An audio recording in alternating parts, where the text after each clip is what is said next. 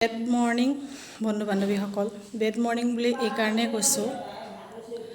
আজি মই ৰাতিপুৱা বহুত বেয়াকৈ পৰিলোঁ ক'ত মই দেখাই আছোঁ। ৰাতিপুৱা মই এনেকৈ নামি আহি আছিলোঁ আৰু যোৱাকালি ৰাতি বহুত বৰষুণ দিছিলে, এচাকণি পৰি তলত পূৰা পানী হৈ আছিলে আৰু দেখা নাপালোঁ। ৰাতিপুৱা মই গা ধুবলৈ যাওঁ বুলি এনেকৈ ছাইডেদি এইফালে যাবলৈ ওলাইছিলোঁ।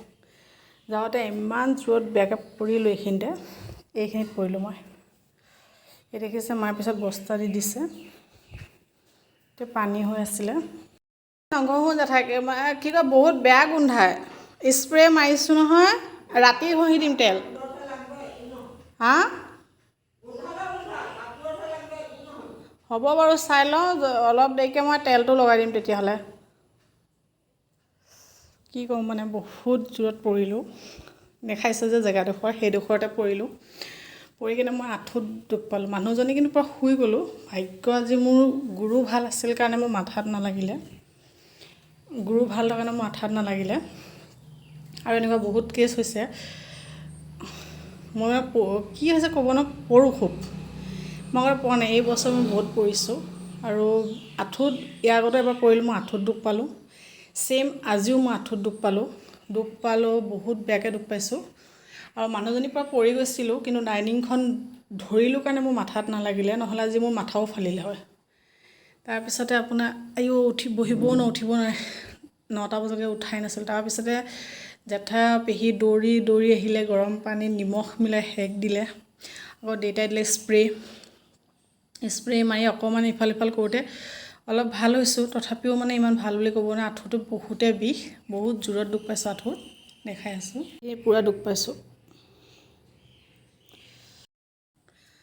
তাতে বহুত বেয়াকৈ দুখ পাইছোঁ, এতিয়া পূৰা বিষাই আছে এইবোৰ। তেতিয়া আকৌ জেঠাই কৈছে তেল লগাই দিয়া, আৰু তেলটো মানে যিটো হয় মেগনেছিয়াম বুলি তেল এটা আছে, বহুত ভাল দেই বিষৰ কাৰণেতো। লগালে বিষটো নোহোৱা হৈ যাব। মই ইয়াৰ আগতো পৰোঁতে সেই তেল লগাই ভাল হ'ল। তেতিয়া মানে তেলটো জেঠাই কৈছে, কিন্তু বহুত বেয়া গোন্ধাই, মূৰত ধৰে যে, সেইকাৰণে মই নলগাওঁ বুলি কৈছোঁ এতিয়া। আৰু মোৰ আজি গুৰু ভাল আছিল বুলি মই মাথা নাফালিল। আৰু এনেকুৱা কেছ এটা আগতেও হৈছে, 2019 চনত মোৰ এক্সিডেণ্ট নাই, কিডনেপ হ'বলৈ ওলাইছিলোঁ। কিডনেপ নহ'লোঁ, সেইদিনাখনো গুৰু ভাল আছিলে, বাচিলোঁ। ডাঙৰ মামা মোৰ ফোনতে আছিলে। তাৰপিছত সেইদিনাখন বৃহস্পতিবাৰ আছিলে, আজিও বৃহস্পতিবাৰ আছিলে। তাৰপিছতে সেই তেতিয়াও বাচি আহিলোঁ, আজিও বাচি আহিলোঁ ভগৱানৰ আশীৰ্বাদত, মহাদেৱৰ আশীৰ্বাদ। সঁচাকৈ কৈছোঁ, মই মহাদেৱ খুব মানিছিলোঁ। বিয়া হোৱাৰ পিছত আজিকালি মই ইয়াতে ইমান নামানে মানিব অকণমান হেৰি হৈ গ'লগৈ, নমনা টাইপৰ হৈছেগৈ। কিন্তু মানিছিলোঁ আগতে। মহাদেৱে মোক বহুত উদ্ধাৰ কৰি থৈছে। আজিও এই মহাদেৱৰ আশীৰ্বাদ যে মই আজিও মানে একো নোহোৱাকৈ ঠিক হৈ আছোঁ। একো নোহোৱাকৈ মানে মই ভালে কুশলে আছোঁ। সঁচাকৈ ধন্যবাদ মই মহাদেৱক জনাইছোঁ। আৰু মই কৈছোঁ, আঁঠুটোত বহুতে এতিয়া বিষ, আৰু অলপ সময় চাওঁ কি কৰিব পাৰি, নহ'লে আকৌ পিছত তেল লগাব লাগিব। সেইকাৰণে আজি মই বেড মৰ্ণিং বুলি কৈছোঁ। গুড মৰ্ণিং মোৰ দ্বাৰা নহ'ব, কাৰণ গুড মৰ্ণিং ক'ব পৰা অৱস্থাতে আজি মোৰ নাই, কাৰণ মোৰ বহুতে ভৰিটো বিষ, মানে মোৰ আঁঠুটো বহুত বিষ। আৰু মানুহে কয় নহয়, কি খন্তেকৰ ভোজ খাওঁতা নাই, এয়াই বুজিছে।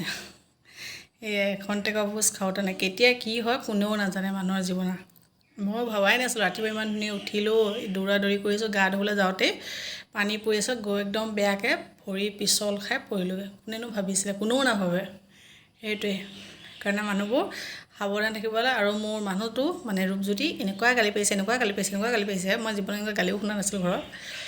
মোৰ ফালা হ'লে কি হ'ল হয়, আৰু ময়ো কম নহয়। ময়ো কৈছোঁ বাপেকে, যদি মোৰ মূৰটো ফালিলে হয় আপুনি কি কৰিলে হয় বাৰু?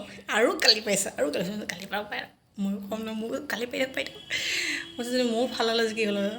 সঁচাকৈ তেওঁ বহুত গালি পাৰিছে। দেউতাও বহুত খং কৰিছে, কৈছে এইবোৰ একদম মানে ধীৰস্থিৰ মানুহজনী খোজ নাখায়। দেউতাও মানে বহুত চিন্তা হৈ গ'ল, মাও চিন্তা হৈ গ'ল, জেঠাই পেহী সকলোৱে চিন্তা হৈ গৈছে দেই। মই পৰিলোঁ কাৰণে, বেয়াকৈ পৰিছোঁ ন।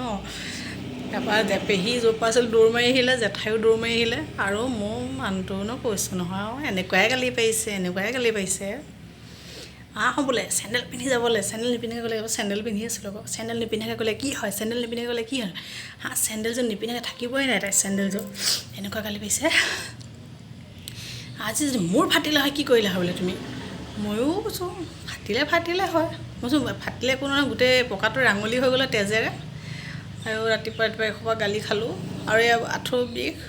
সেইকাৰণে সকলোকে জনাইছোঁ, বেড মৰ্ণিং বন্ধু বান্ধৱীসকল।